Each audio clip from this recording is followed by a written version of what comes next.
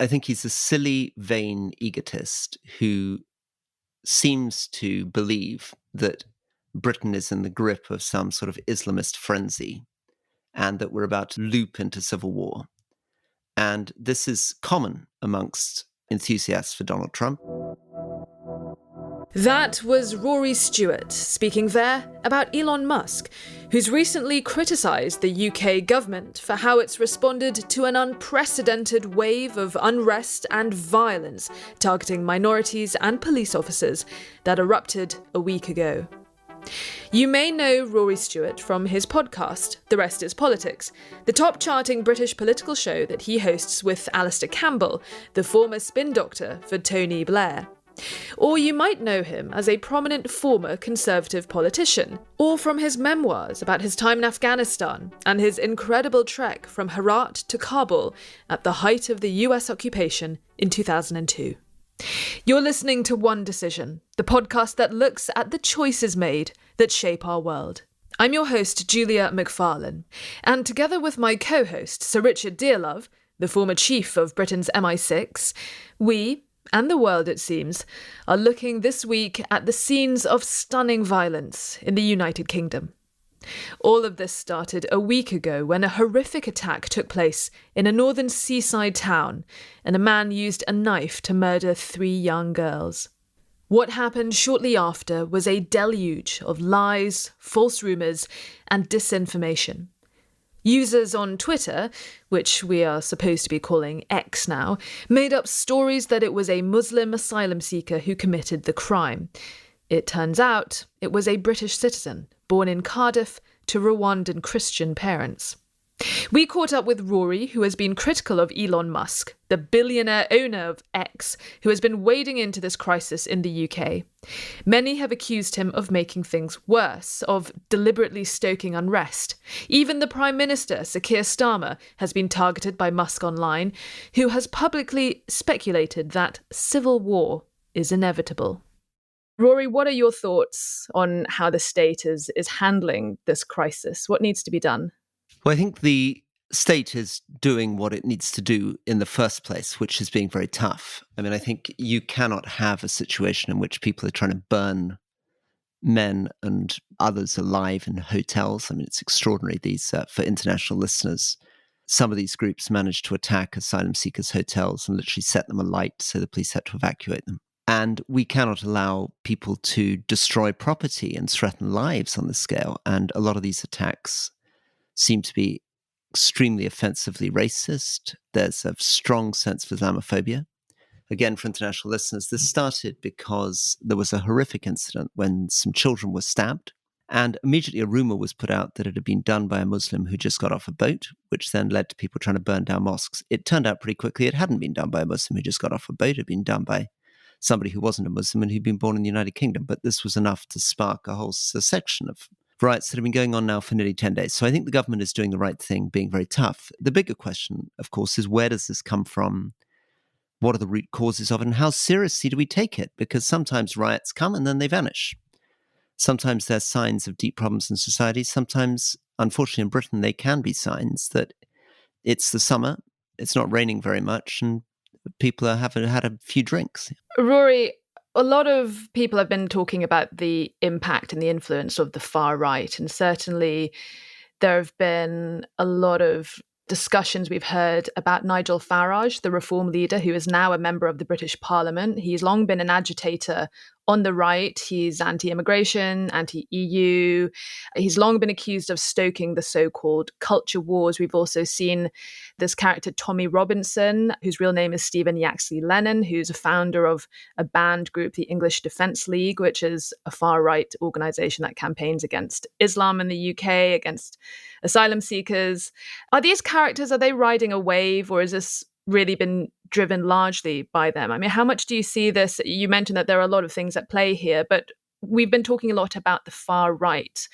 Are they playing a central role? Is this a problem that is going to continue to get worse until our authorities tackle the threat from the far right? One thing that we should say from the beginning is that we don't know enough about these demonstrations.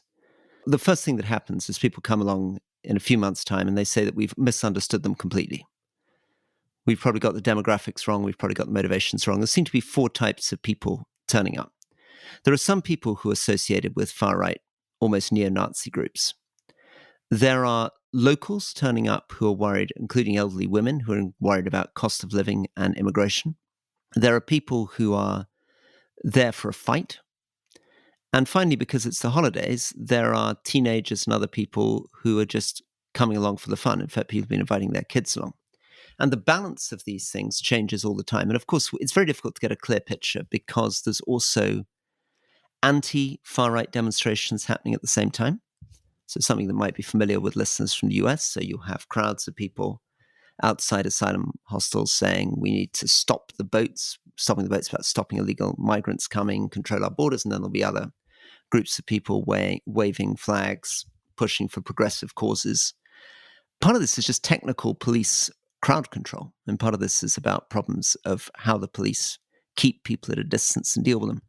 The bigger problem with the far right in Britain, I think it's there, but it's also a problem that social media creates an environment in which, hundreds of thousands of people are lazily sympathetic with what's going on without understanding it very well. So you'll see if you go on Facebook groups for people who like horses, people sort of vaguely saying, well, they've got a point and, we should think about all communities. And then you've got people like Elon Musk suddenly getting involved, challenging the British Prime Minister. So it's a very, very muddled situation. It's one that's also taken us all by surprise in the same way, I think, that some of the demonstrations in the US in 2016, 2017 surprised a lot of people. I think what Rory is saying is very important. I don't think this really carries the stamp of political organisation.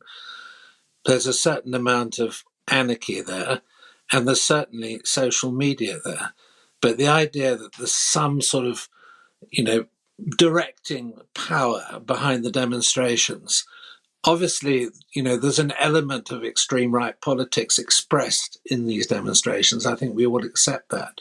But I think there's a certain amount of chaotic coming together, motivated in all sorts of different ways. And one of the interesting things about riots in the UK, they usually happen in the summer.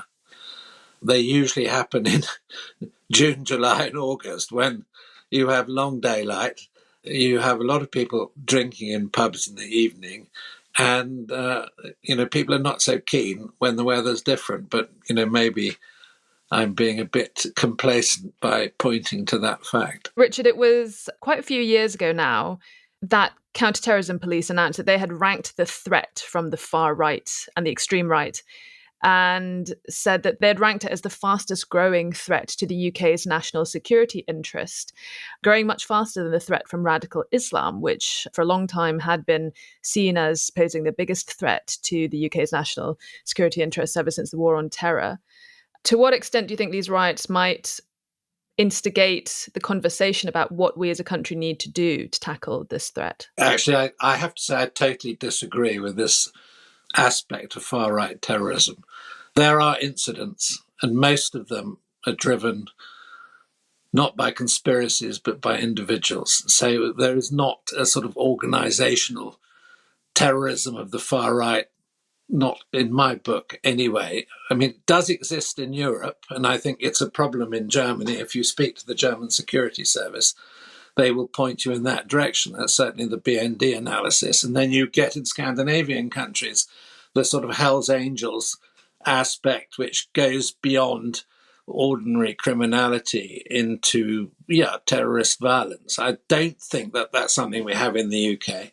I'm not saying it doesn't exist, but not nearly to the same degree. And we've never had seriously, or not in recent times, conspiratorial far-right organizations organizing large-scale terrorist attacks. So I think one needs to be quite careful in the sort of statements that you make. And I've always disagreed with the police when they said that. They needed to explain it more thoroughly. And I'm pretty sure if you spoke to the security service, they would agree with me, but maybe not. Well, it's interesting because Rory, the director of public prosecutions here in the UK, has said that he is considering terrorism charges. I mean, is that an overreaction? Is there a danger that this might play into some of the conspiracies and the attacks from the far right? The way that the Terrorism Act is drafted, the legislation, you can characterize some of the acts that people have taken within the very broad definition of terrorism in the law. And actually, it's pretty broad, that act. I mean, it talks about disrupting, talks about trying to change government policy through violence. So you can imagine that you could say that some people involved in this are involved not just in riots, but terrorism.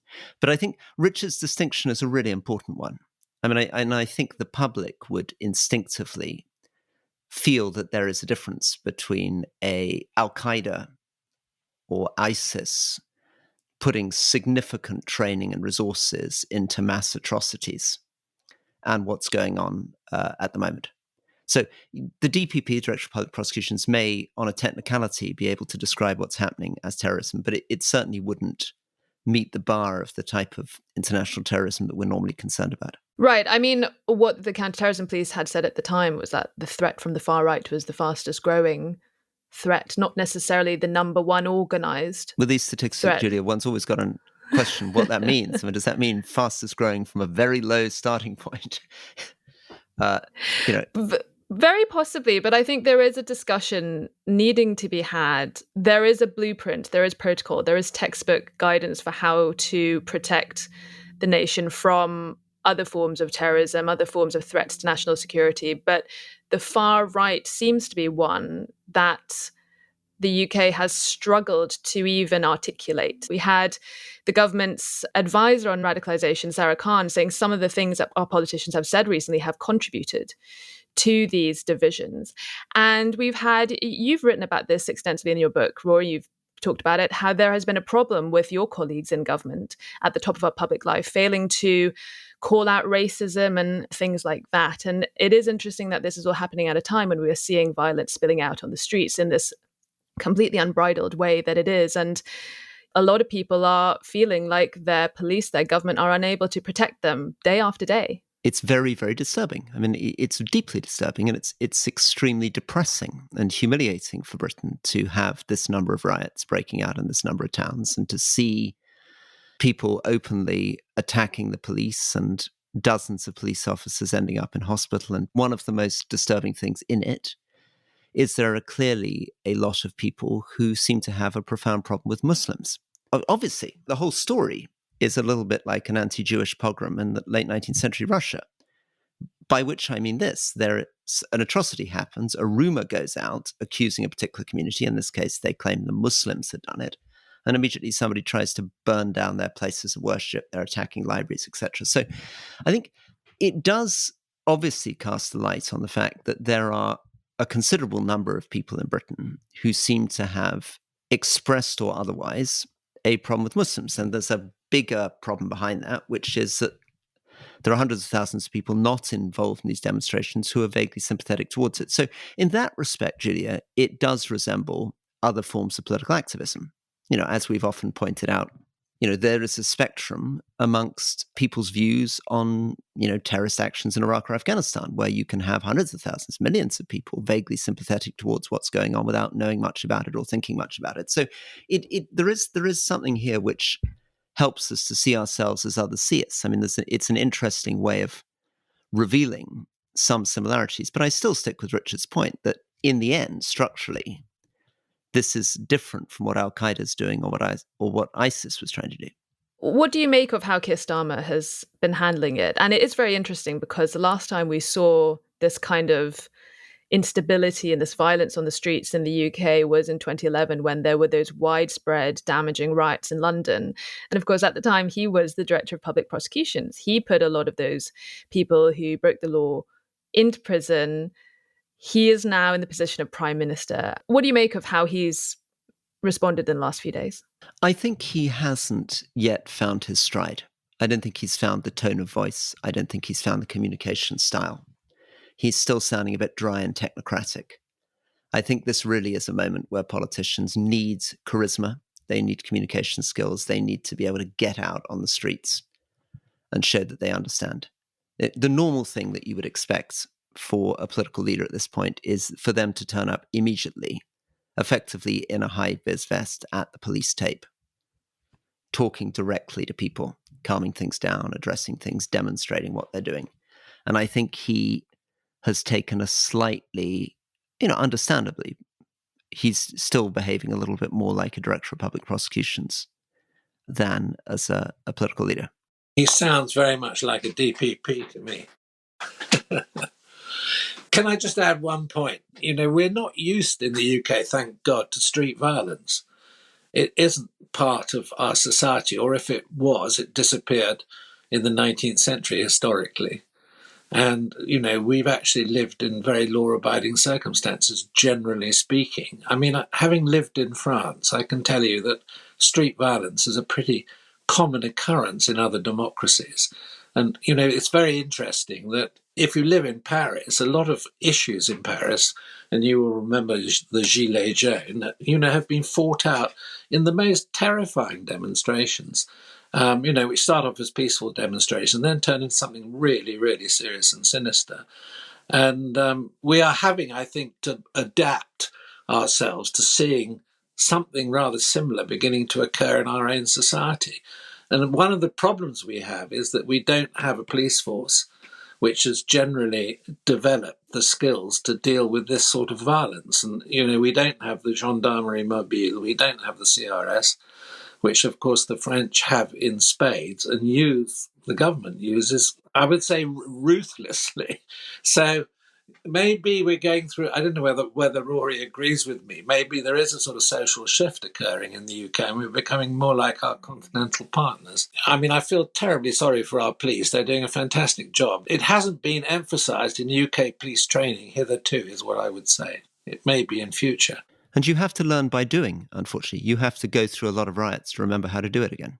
And you need a certain type of police officer and you need a certain type of training. And, we learned some of these lessons with the death of P.C. Blakelock in the 1980s, including the distance you needed to keep and when you start using plastic rounds. But this stuff is now in the distant memory for most police forces.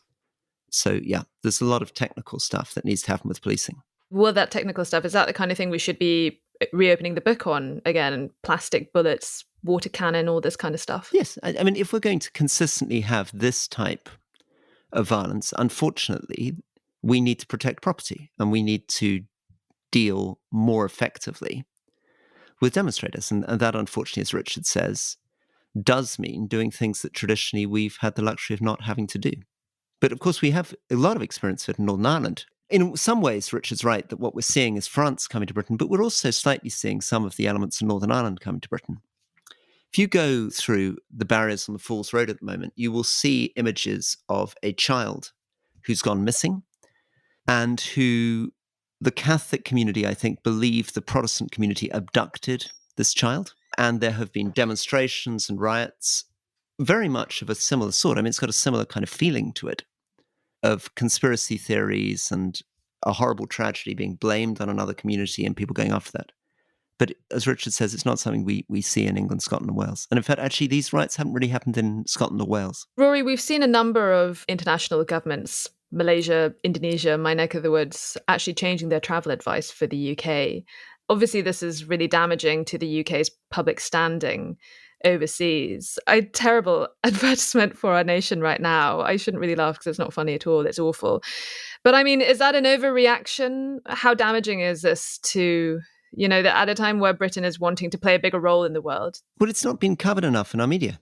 You're right. Many people in the Muslim world are paying a lot of attention to this. And in the Middle East, there are a whole series of conspiracy theories now, blaming foreign governments for instigating violence against Muslims in Britain. So I think it is worth bearing in mind that none of this stuff sort of stays at home. It spreads very quickly and often very misleading images. I mean, the reality is, if anybody from Malaysia or Indonesia is listening to this show, is that Britain is extremely safe and you are not actually at any risk.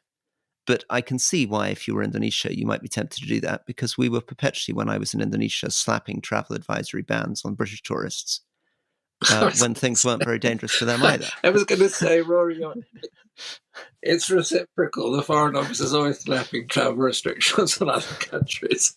So they've started doing it to us when there's a reason, which is justified, I think. Rory, you've worked as prisons minister for a while. And of course, we're in a very serious situation here in the UK with a very broken criminal justice system. Our prisons are full. We've had some very apocalyptic warnings from the prison service. You worked hard when you were a minister on things like short sentences and reducing them. What do you make of the current crisis, first of all? And secondly, how should the criminal justice system deal with a lot of the people who will be entering it now after these riots? I think the first thing is that you need to get the right balance. So you need to be strict where you need to be strict, and you need to be thoughtful and moderate where you need to be thoughtful and moderate. And to do that, you have to carry the public's confidence with you. So the challenge for Keir Starmer is leadership. Is he able to stand up in front of the British public and say, here are a bunch of wrongdoers and we're going to come down on them like a ton of bricks, I'm going to sort this out. And here's something else that we're doing in terms of sorting out the prison system, because the whole thing seems like a muddle. There's not enough investment. Prisons are filthy, they're drug-ridden, they're violent, they're far too overcrowded. But equally, we need exemplary sentences if we're going to have any hope of getting on top of the violence that's happening in the streets at the moment. So I think this is something where we get stuck in a problem in politics, which is politicians default to either emphasizing how compassionate they are or emphasizing how ferocious they are. What we actually need is a sense of experienced people, and Keir Starmer should be able to do this. He was the Director of Public Prosecutions. Communicate competence, clarity, being authoritative, and restoring public order. Rory, can I interject a question which sort of, maybe lies behind these riots? It's not, in my opinion, the issue of immigration. It's some of the public's perception of the issue of immigration, which may be a driver for some of the people participating in these riots. I mean, how does the new government go about trying to shift this perception so that it's sort of defused as a burning political issue? And I'm making a distinction between immigration per se and how people actually regard it. It seems to me that this government, like every government in Europe, must demonstrate that they are in control of their borders, must demonstrate that they have an immigration policy which they're running. They're not simply at the mercy of anybody being able to come to the country whenever they want. And the way of doing that, I think, is to set very clear numerical targets. So you can say we're going to take asylum seekers. I would suggest 0.05% of the population every year you can take as asylum seekers, and you target people who really need it, female judges from Afghanistan, for example. But equally, you say we're not going to accept people coming over on boats from France because France is a safe country and we have no obligation to take people from France if they're not in danger of their lives in France. And at the same time, I think it's ludicrous to bring in 1.5 million people into the United Kingdom over the last 2 years. I mean, this was a massive, massive problem. And it's a problem caused by the fact that we didn't understand one of the advantages of the European Union system. Under the European Union, a lot of these jobs that we've now imported families full-time over for were occupied by young Spanish and French people coming in for 3-4 years to work in kitchens, cut vegetables, cut crops, and going back. We now have a situation where that 1.5 million people are responding to businesses saying, we don't have anyone to cut the vegetables in the kitchen, we don't have anyone to collect the fruit, we don't have anyone to work in the care sector, we don't have anyone to work in the NHS. And instead of being able to rely on a pretty flexible EU workforce flowing in and out of the country, we are now bringing 1.5 million people from India, Pakistan, Nigeria, Bangladesh.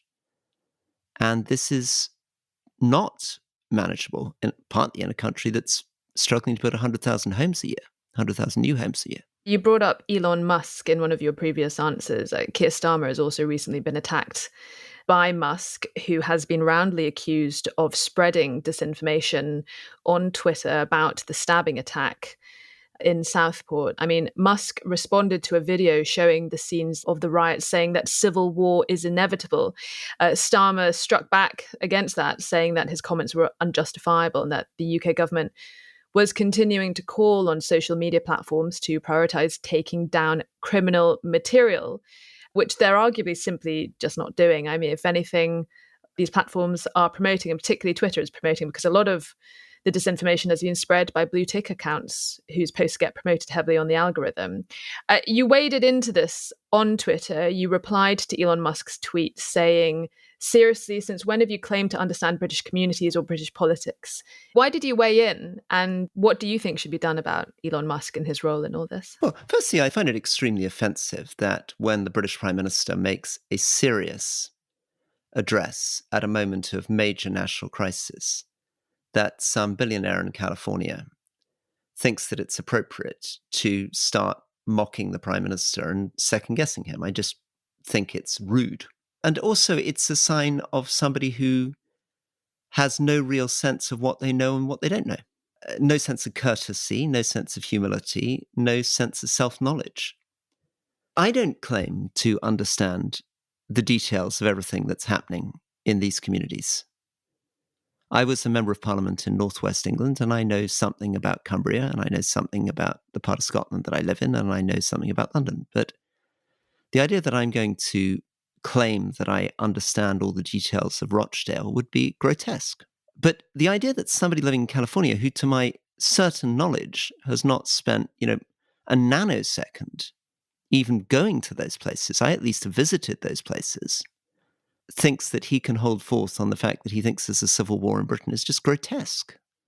And it's part of the whole problem in our culture. Well, what do you think he's doing? What does he mean by it? He's been commenting quite a lot on it. What's he trying to achieve here? So Elon Musk, as far as one can tell at the moment, has a particular worldview. He thinks there's a woke mind virus that he's fighting, which is partly to do with the fact that one of his children is transgender, and he's very upset about that. There are incredible sort of personal psychological problems in his past and with his father, which we don't want to touch on, but it somehow manifests itself in obsessions with white replacement theory, with Islamophobia, with civil war in Europe. And he just keeps spewing this stuff out. And there's an echo chamber of people who agree with him. So, I challenge him on Twitter. And sure enough, I don't know, must be 1,000 people replying to me all on his side, saying he's a genius, Rory. How can you question him? He's made much more money than you have. What do you know about these communities? Well, the whole thing is ludicrous. Right? I'm not posing as a great expert on these communities, but I am British. I did spend nearly 10 years as a member of Parliament. I was a member of Parliament for Northern constituency. Elon Musk has none of that experience. I think it's one of the great failings of our time that we take seriously what people like Elon Musk say on any subject on which he shoots off his mouth. God, Rory is so right on this. If he's talking about electric car manufacture, one might listen to him. Even on that, I have my doubts.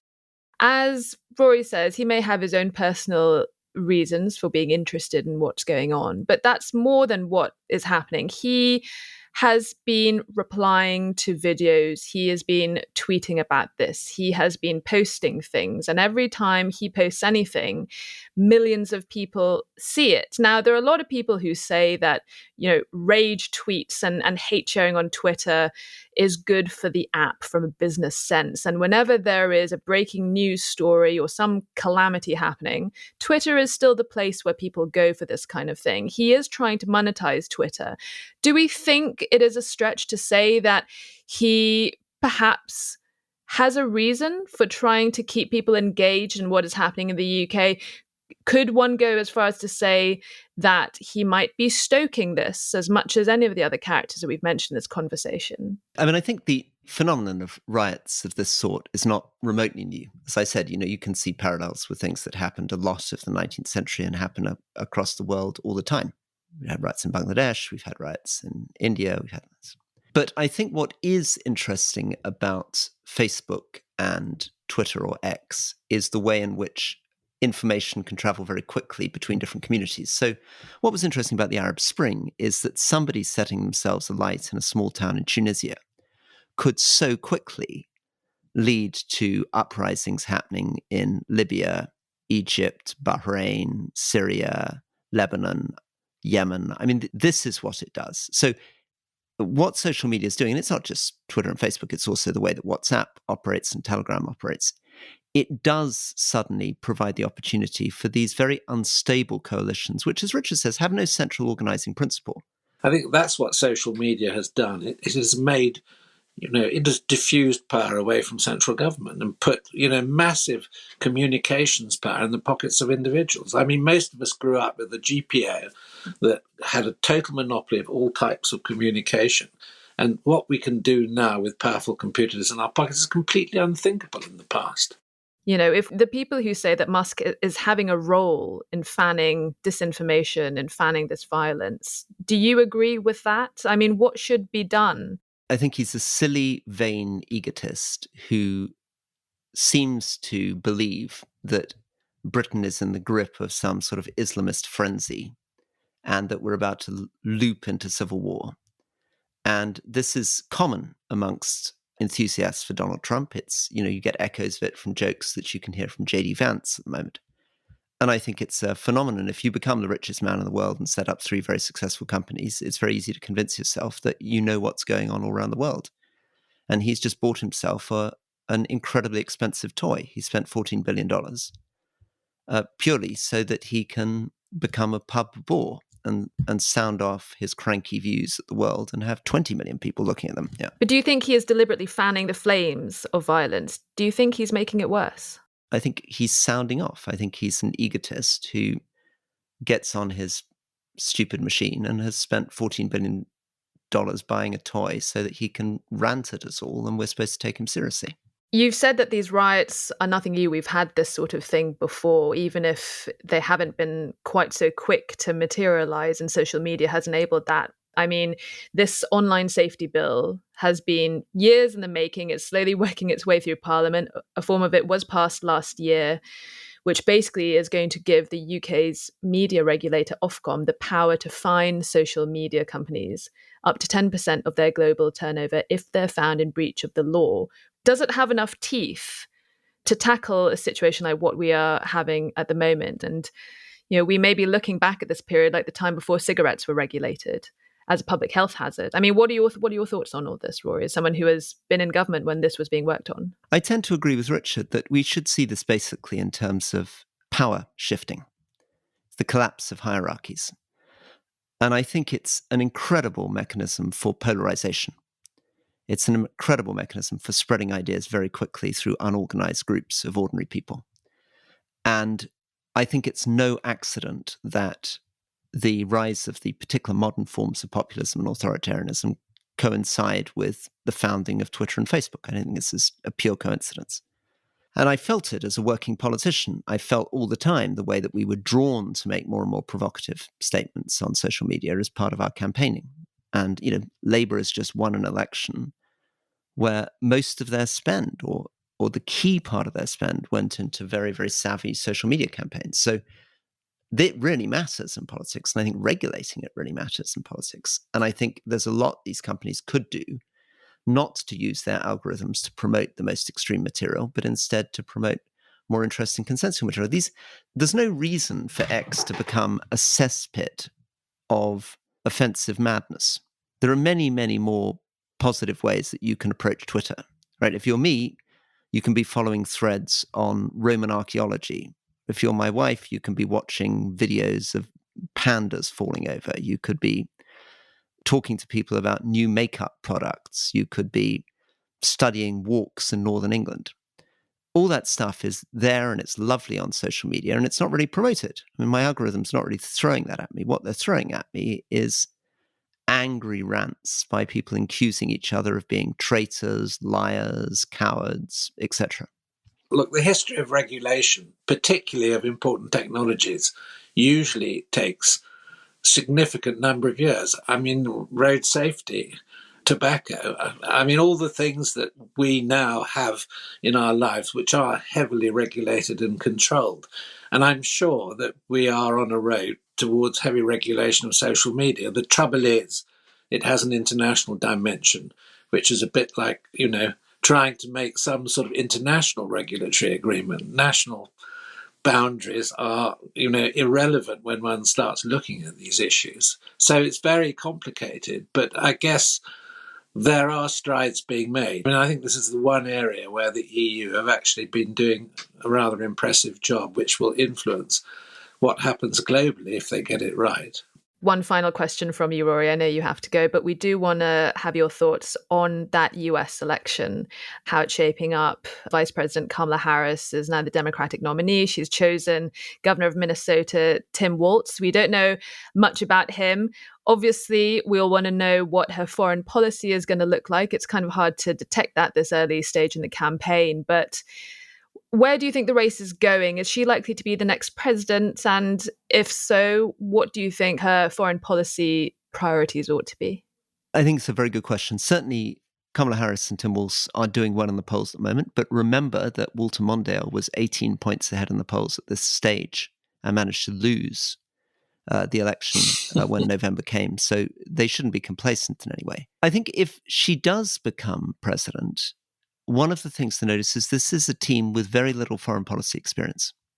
Generally, you would bring in a VP with some foreign policy experience to balance somebody who'd been so domestic focused. But these are not politicians who spent any time at all, really, worrying about international security architecture, serving on the key committees, developing those foreign contacts. And even as VP, she's not been a particularly foreign-focused VP, partly because the president saw himself as a foreign policy specialist. So I think this is going to be very interesting, very difficult to judge, because it was easy to know what President Obama's views on foreign policy were. It was very easy to know what Joe Biden's views were. It was very easy to know definitely what George W. Bush's views on the world were. Much more difficult to be certain what Kamala Harris and Tim Weiss will do. If she keeps Blinken and William Burns, she's at least got two people who I think are, sensible with a good track record, with a lot of knowledge. And it would seem to me that to dissolve Biden's foreign policy team would be an error, given what you've just said, Rory, with which I agree. Because, there is a hole in her experience. Thank you both very much for having me on again. Thank you so much, Rory. Thanks, Rory. All the best. I'm Julia McFarlane. Thank you for listening to One Decision. You can sign up on our website, onedecision.com, to get access to exclusive episodes, articles, as well as real-time updates on the latest news on global affairs. Stay connected with us on onedecision.com.